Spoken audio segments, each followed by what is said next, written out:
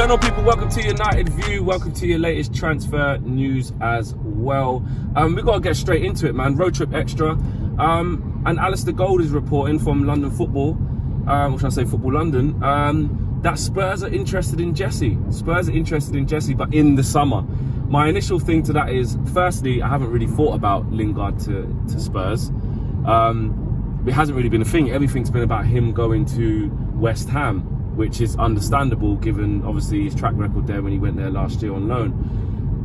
The first thing that screamed out to me was, we can't afford to be strengthening any top four rivals. We can't. If there's this, you know, I think the key thing about this article is that it stresses that it's in the summer.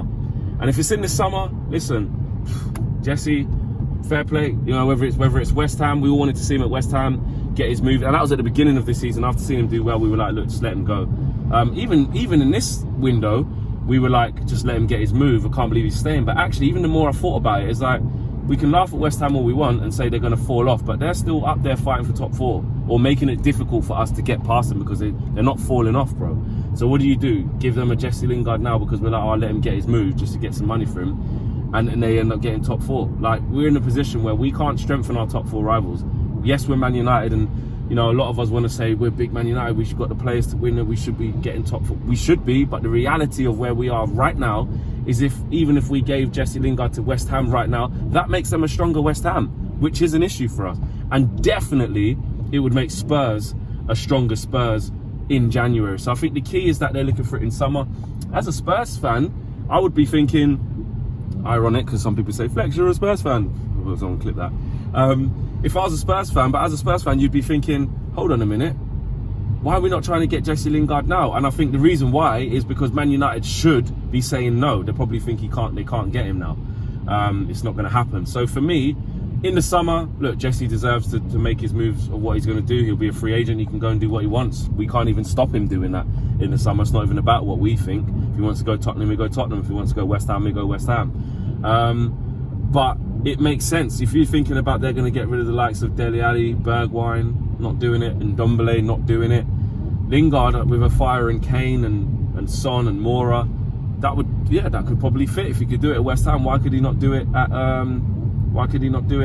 Spurs? But right now, that definitely can't be a thing. So I think the key thing about this is that it's in the summer. If it's in the summer, I don't really care. We're not in control of it. If it's now, absolutely not. I don't care if it's Jesse's been, you know, good to us and stuff like that. We can't afford to let him go to Spurs now under Antonio Conte, who would definitely get a tune out of him. David Moyes got a massive tune out of him in that West Ham squad. We definitely can't afford to go and let him go to Spurs now. So the fact that it's in the summer, cool. What can we really say? But right now, it better not be now. That's my thing. Let me know what you think about that. You know, do you want to see Jesse go there at all? And do you agree with me that it definitely can't be now, and strengthening our top four rivals? Because one thing about Jesse Lingard is that whoever he goes to, he gets a bounce. He's going to get a bounce, you know what I mean? And he's going to be full of confidence. We saw what a fit and fighting mojo Jesse Lingard can give you. Someone who's got his mojo back, someone who's confident, with an arm around him, and he's playing football matches. He's a good player. Jesse Lingard is not a rubbish player. He's not. So it definitely can't be now, in my opinion, anyway. There you go. Another one is Dean Henderson as well. Wasn't in the squad last night. I'll quickly touch on that. And Ralph Rangnick was talking about, basically he confirmed that he wants to leave, but if it was up to Rangnick, he wants him to stay. So really, we're in a position where we're probably looking at suitors for Henderson. Look, where do I stand on it? Henderson done well when he came in. He's a young, promising keeper. I definitely agree with that. And I think in the future he will be very good. The problem he's got is that where is he going to go though? Like, he can't go West Ham. He can't go Spurs. Obviously not going to go Liverpool, Chelsea or City. Not going to go Everton. Pickford sorted. I don't see where he's going to go. Newcastle. Everyone's Newcastle. Newcastle. I mean, Dubravka's actually not a bad keeper. But Newcastle would definitely take him. He would fit the Eddie Howe profile. And then it's about, does he want to go there and slog it out? I mean, Newcastle's a massive club. Yeah, probably Newcastle then. But I haven't seen anything about where he's linked to. But look, my thing is that David De Gea is the best keeper. it's just like I call it the Andy Murray situation. Like, it's unfortunate that Henderson's around when there's another top keeper that's there. Like, Andy Murray was around in his prime with prime Djokovic and prime Nadal and prime Federer. So, he didn't win as many majors as he probably should have or could have in a different era. Unfortunately for Dean Henderson, he's got one of the top keepers in the world still, in my opinion. Definitely one of the best in the Premiership still, in my opinion. And definitely a world-class keeper ahead of him, and a keeper who has actually returned back some of his decent form. I know Cam was saying he'd get rid of David De Gea, and I disagreed. So if Henderson wants to go, let him go. Like, he's obviously kicking up a stink about it, and he's coming to see him. He's coming to see the manager knock on his door, and I do respect that to a certain extent from Henderson. He's a young, aspiring keeper. He's had a taste of it. He's played week in, week out at Sheffield United when he was there, and done really well. He had loads of games last season and actually had the number one spot for let's not beat around the bush. He was number one. But when De Gea went away for the birth of his child, he came back and he was number two. And it just so happened that actually De Gea was the cup goalkeeper in the Europa League, which I wanted to happen anyway, because the Europa League we had to win and I wanted the best keeper in there. But Dean Henderson was starting all the league games. He was the number one keeper, so he's obviously had a taste of it. He's had a little insight as to what that's like. He's obviously enjoyed that and wants to keep playing. I get it, and he's got aspirations of, wanting to get in the England squad and displacing Jordan Pickford. So look, you have to have that confidence and back your ability and believe in yourself to play. So if he wants to do that, fine. I'm not in the camp of begging him to stay like he's the best thing since sliced bread and he's this and he's that. De Gea can be our keeper for another 3-4 years. He's that good. Maybe not 4, but do you know what I mean? He's doing okay right now. It's the least of our worries. Yes, we'll have to. I mean, Tom Heaton is capable of coming in terms of for the rest of the season if De Gea got injured. I don't have any qualms about that, but we would have to go and buy another young up and coming keeper, another number 2. Tom Heaton's coming to the end of his career. Would need another second keeper. So look, we're blessed with 2 great keepers, but unfortunately that's what happens when you have 2 big keepers like that. The egos are going to get involved and someone's going to want to move. If it was David De Gea continuing to stay on the bench, I'm sure he probably would have been out the door as well. Which some people were behind. There's a lot more value in Henderson if you think about the development that he's got. He could be our keeper for the next 10 years. But right now it's about playing the better keeper, and the better keeper is David De Gea. If David De Gea was still doing breeze and nonsense and acting up and making mistakes, I could see a call for it. But he's not. Since he's come back, he's been really good. I dread to think where we'd be without David De Gea in some games. Between him and Ronaldo, they've saved our ass countless times this season. So yeah, let me know what you guys think. Do you think it's a mistake to let Henderson go? Do you think it's good riddance? Do you think it's fine? Do you think it's give him another loan? Do we do another Sheffield United thing where we say, look, here's a year's loan, or here's an 18-month loan, or whatever it is. Here's a 2-year loan. I don't know, but I feel like Dean Henderson's done with loans though. I feel like he will feel he's ready to just be a straight-out number 1 at a club and find a home. I feel like he does do that. But at the end of the day, he signed a big contract, 6-year deal, over 100k a week or whatever he's on. Do you know what I mean? So he's got security there.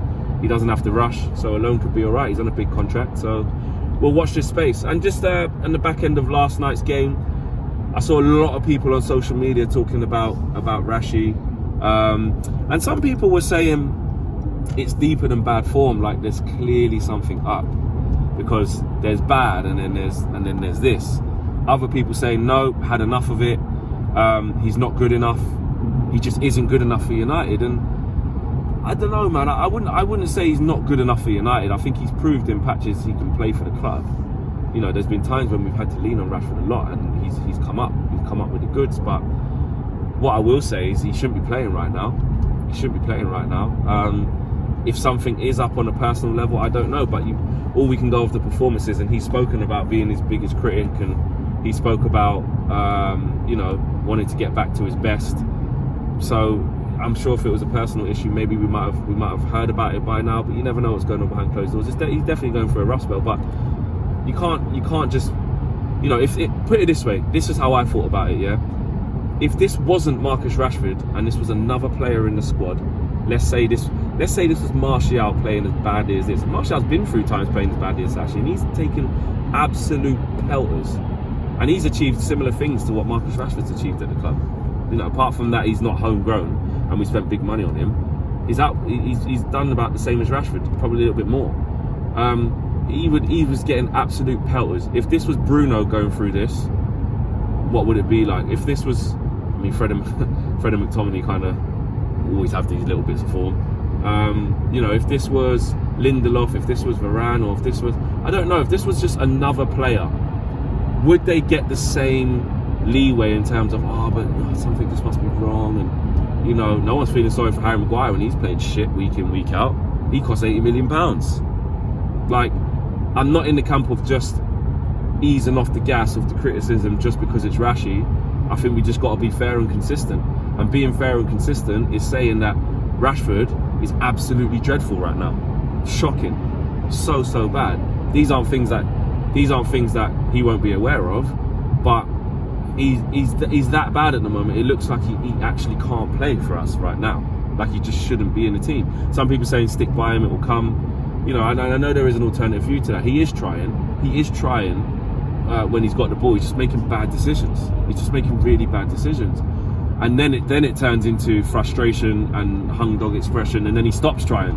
You know, a couple of times he was too busy sulking rather than chasing rebounds. So it's affecting him in all aspects of his game. But if it was anyone else in the team, you're saying, right, don't play him. If Martial was doing that, you say don't play him. If Cavani was doing that, you say don't play him. If Greenwood was doing that, you know, we want these guys to do well, and we are behind them. Just because we criticise their performances, it doesn't mean that, you know, that we don't like them anymore.